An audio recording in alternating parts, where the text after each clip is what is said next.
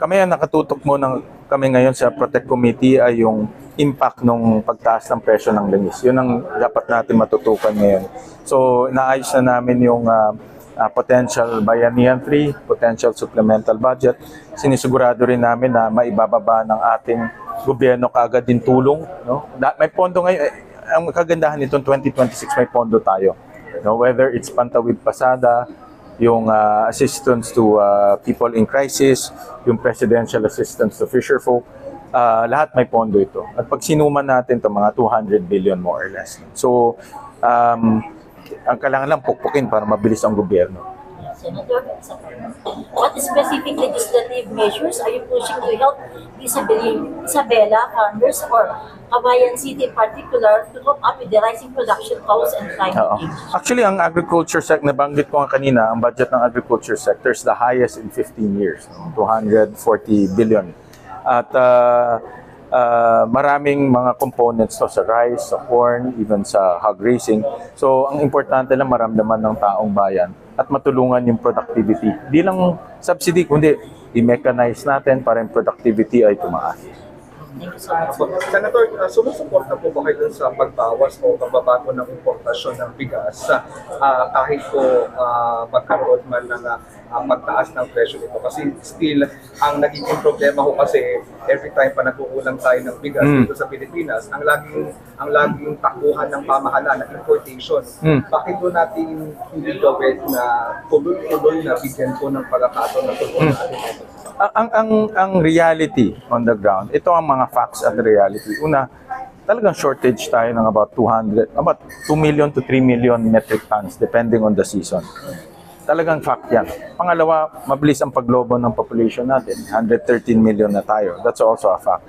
So, in other words, yung paglobo ng populasyon natin, mas mabilis kaysa sa productivity natin. At kahit na nag-i-invest tayo, mas malaki pa rin yung ating demand compared to the supply.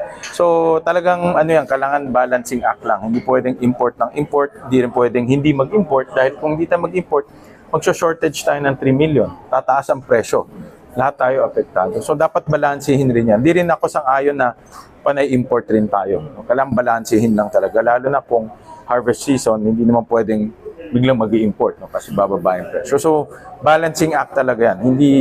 Walang sagot yan na isang sagot na magko-correct o magiging tama dahil nagbabago ang klima, nagbabago ang sitwasyon at dapat balansehin natin. Sa ating mga magsasaka kasi usually ang problema natin dahil yung mga middlemen Yes, na sinasabi na nagpapahirap po lalo sa ating mga magsasaka. Well, yung as much as possible nga yung isa sa mga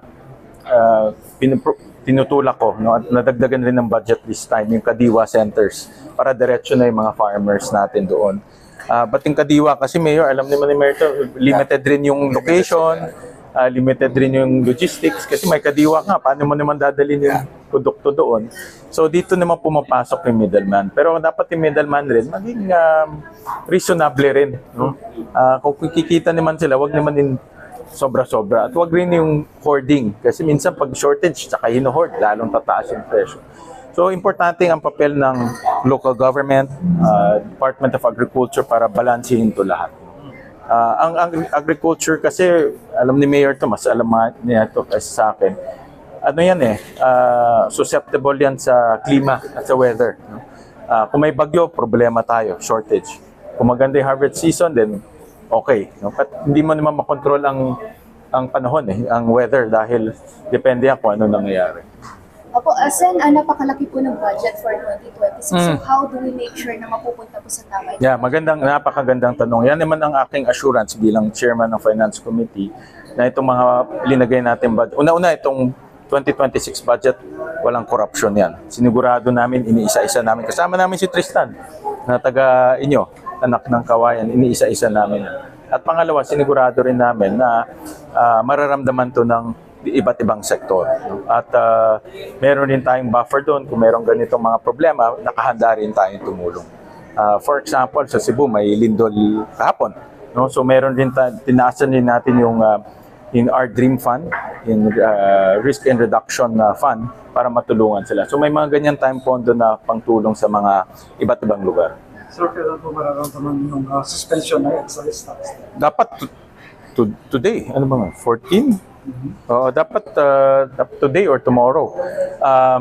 But ang proposal ko nga sa excise, i-refund nilang ng gobyerno.